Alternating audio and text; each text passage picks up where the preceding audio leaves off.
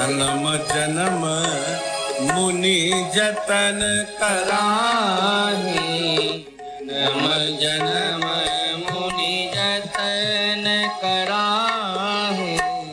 अंतराम कही आवत नाही, अंतराम कहे आवत नाही। जन्म जन्म मुनि जतन कराही, जन्म जन्म मुनि। जतन कराही। और जड़ भरत जी अंतिम समय में हिरण में मन लगा। भगवान गीता के 8वें अध्याय में स्पष्ट घोषणा करते हैं, यम यम वापि स्मरन् भावम त्यजत्यन्ते कलेवरम तम तमैवैति कौन्तेय सदा तद्भाव भावितः। हे कुंती नंदन, जिन जिन भावनाओं का चिंतन करते हुए अंत में शरीर का त्याग करता है, हम उसको उसी उसी भावना को प्रदान कर देते हैं। अंतिम इच्छा भगवान किसी के अधूरी नहीं रखते। बोलो राधे राधे। अब अंतिम इच्छा करके तो देखो। ये शरीर हरिद्वार में 12 साल रहा, कल भी बताया। तो संत लोगों से बड़ा प्रेम था कि संत आए।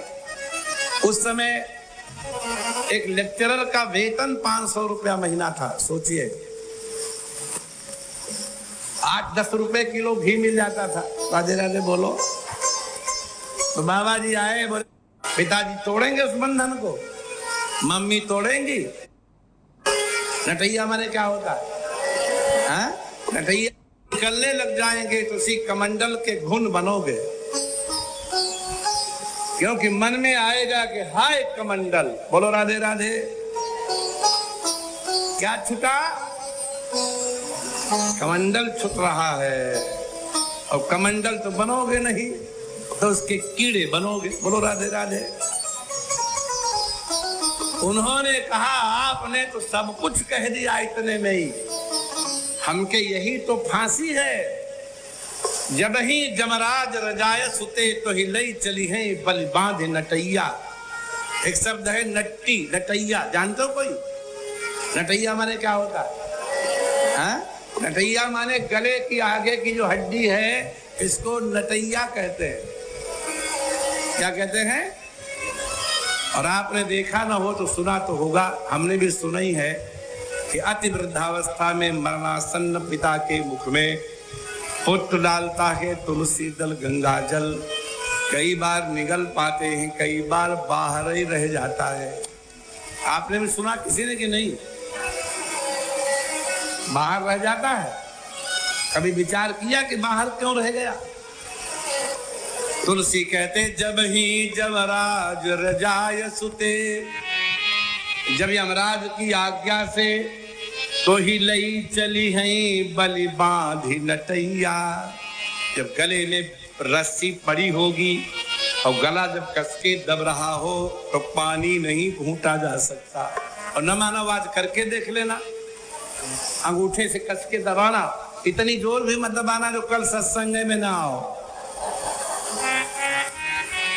और दबा करके पानी पीना नहीं घूंट पाएंगे, क्यों? गले की नली दब गई। और जब रस्सी बांध के घसीटेंगे, तुलसी कह रहे हैं, तो वो बंधन तातन मातुन बंधु सखा। पिताजी तोड़ेंगे उस बंधन को, मम्मी तोड़ेंगी, भाई तोड़ेंगे, मित्र तोड़ेगा, पुत्र तोड़ेगा, पत्नी तोड़ेगा, कोई काटने वाला नहीं है। और तुलसी कहते हैं, उस समय मरणासन्न व्यक्ति को प्राण निकलने से पहले ही वैतरणी का दर्शन होने लगता है। वैतरणी नाम की एक नदी है, गरुड़ पुराण के प्रेत कल्प में उसका बहुत विस्तृत वर्णन है। वैतरणी शब्द की व्युत्पत्ति गरुड़ पुराण में ही की गई है। वितरणम दानम। यक्ष ने युधिष्ठिर से पूछा कि मुमूर्षु व्यक्ति, जो प्राण निकलने वाला व्यक्ति है, उसका सबसे बड़ा हितैषी कौन है? तो युधिष्ठिर कहते हैं, उसका हितैषी है दान। कौन है? हाँ, इसलिए वैतरणी का शुद्ध अर्थ है वितरण, माने दान करना। वितरण कर रहे हैं, कम्बल वितरण हो रहे हैं, सुना ही होगा। वितरणम दानम और तेन वितरणेन तीर्यते पारम नीयते असौ वैतरणी। तो दान के बल से जो पार की जाती है उसको वैतरणी कहते हैं। वो वैतरणी नदी 10,000 योजन चौड़ी है। बोलो राधे राधे। और उसमें मवाद का पानी भरा है। मवाद जानते हैं, थोड़ा पक जाता है तो नहीं गाढ़ा गाढ़ा निकलता है रस, क्या कहते हैं उसको आपके क्षेत्र में, वही भरा है। खोपड़ियों के कछुए हैं, आंतों की जोंके हैं, हड्डियों के केकड़े हैं, केशों के काई और सेवार हैं। और जब पापी व्यक्ति को आते देखती है तो वैतरणी नदी और उबलने लगती, खौलने लगती है। और वो वैतरणी मरणासन्न व्यक्ति को, जो पापमय जीवन जिए हैं, उनको मरने से पहले ही दिखाई पड़ने लगती। पगला जाता है आदमी। और तब पड़ोसी कहता है कोई गुणी लड़के से, अरे भाई इनकी वैतरणी कर दो, वैतरणी कर दो। सुना है वाक्य कभी?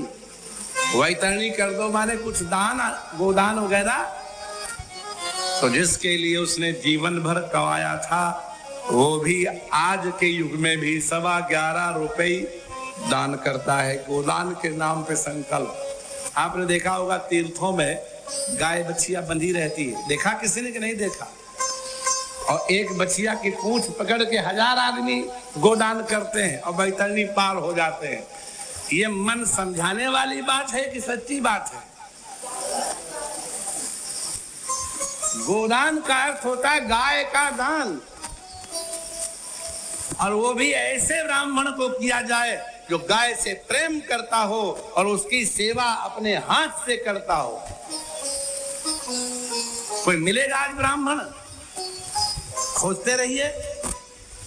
हमको 20 लोग कहते हैं, हम कहां करें, हम तो दे ही नहीं सकते।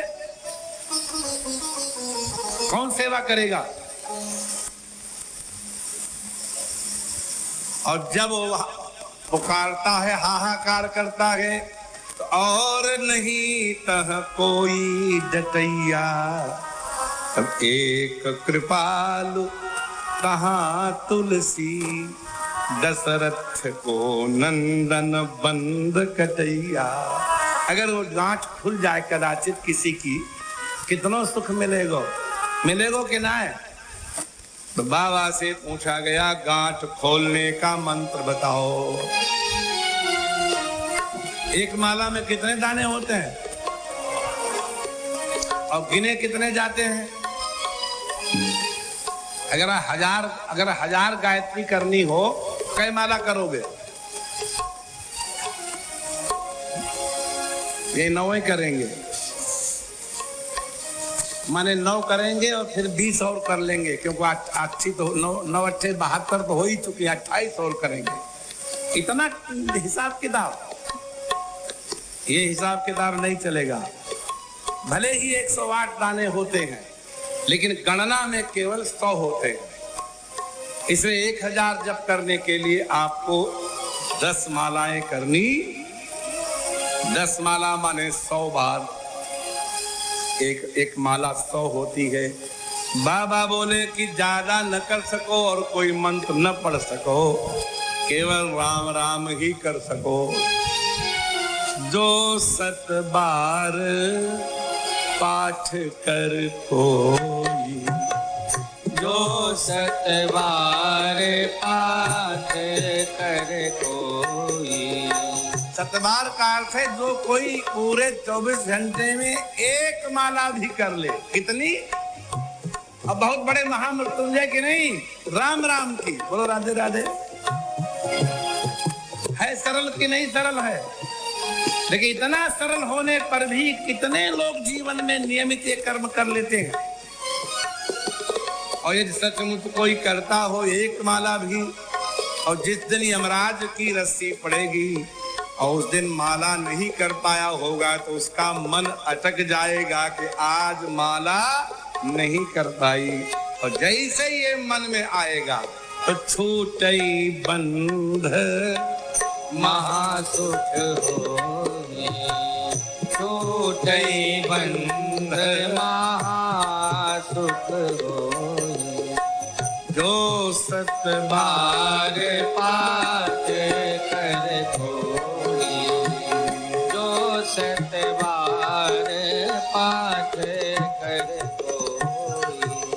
इसलिए ये सब मन तब लगेगा धर्म में जब अर्थ को हम भोग का साधन न बनाए। काहे का? नार्थस्य धर्मैकान्तस्य कामो लाभाय स्मृता।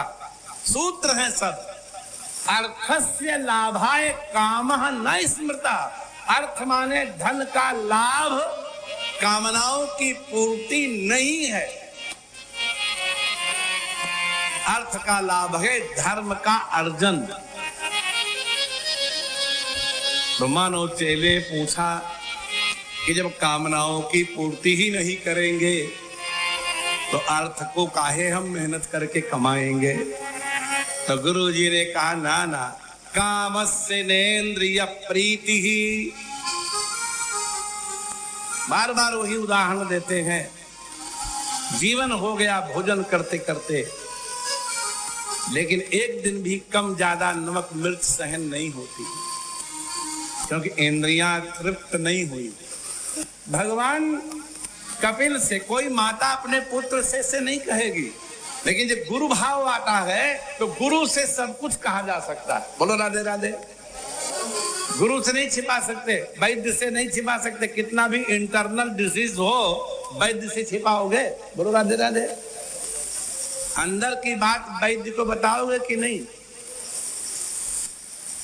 तो सदगुरु वैद्य, क्या जो सदगुरु होता है वही असली वैद्य है।